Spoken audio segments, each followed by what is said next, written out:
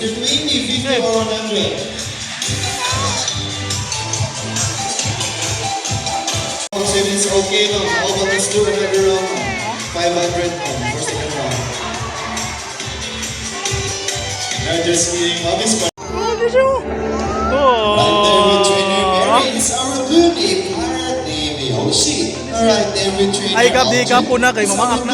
Blue Mako name Goldie. Alright there with trainer Vince is our green wing Mako name Bandit.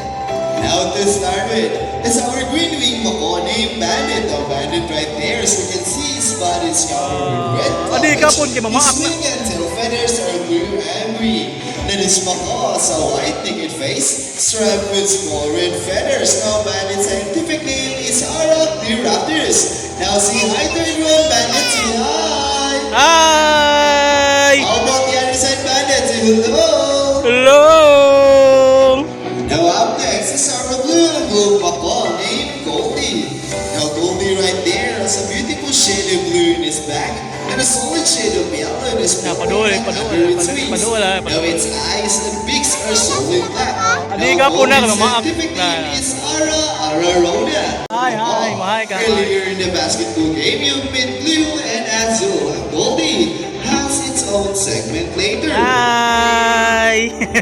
Now up next Hello. is our blue name, parrot name Yoshi. Now Yoshi is up there. Now Yoshi right there is native in Borneo and here in the Philippines. Now these birds are also known as Philippine green parrot or locally known as picoy. Now did you know guys, this bird is featured at the back of our 500 peso bill? Mauna siyang ka-bird na makita sa tulikod sa itong 500 peso bill. Ang blue name, parrot. Now as for the lifespan, Yoshi right there can live up to 30 to 40 years old. Ata pa, While Bandit and Goldie can live up to 60 to 70 years old. And lastly, parrots are monogamous, meaning entire lifetime. Now that's it for this. And there you go, intelligent rivals give a round of applause for Bandit. Researching using his psychic power. And there